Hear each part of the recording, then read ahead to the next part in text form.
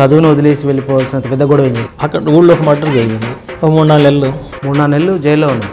నక్సల్ సిద్ధాంతాలు కూడా బాగా ఉన్నాయి, ప్రభావం కూడా ఉంది. యాక్చువల్గా కోదాడు కాలేజీ చదివేప్పుడు నా రూము నక్సల్స్ కేంద్రంగా ఉండేది.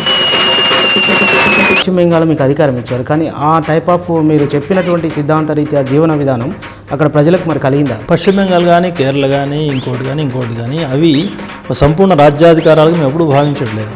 నా సిద్ధాంతాలు అమలు జరగడానికి అవకాశమే ఉండదు మేడం.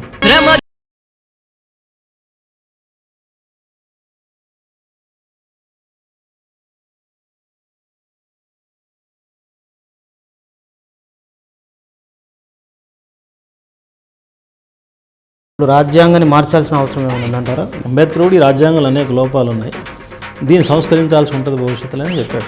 మేము చెప్పేది కూడా అదే స్ఫూర్తి. తమ్మినేని కృష్ణయ్య హత్యోదంతం మీద ఎందుకు అసలు మీ పేరు ఎందుకు వచ్చింది? అది లోకల్గా జరిగిన ఘటన. మా పార్టీ లోకల్ కార్యకర్తలను కేసులు పెట్టించడం, కొట్టించడం ఇట్లాంటి రోజువారీకి జరిగాయి. పాలేరులో మరి షర్మిల కూడా తను పోటీ చేస్తానంటే ఎలా ఉంటుంది ప్రభావం? చేసే హక్కు ఆమెకు ఉంది కదా, ఆమె స్పష్టంగా బయటపడుతుంది. ఇప్పుడు బీజేపీ వేసిన బాణం అనేది అర్థమవుతుంది అందరికీ. సిపిఎం తెలంగాణ రాష్ట్ర కార్యదర్శి తమ్మినేని వీరభద్రంతో స్పెషల్ ఇంటర్వ్యూ ఆదివారం రాత్రి 7:30 నిమిషాలకు.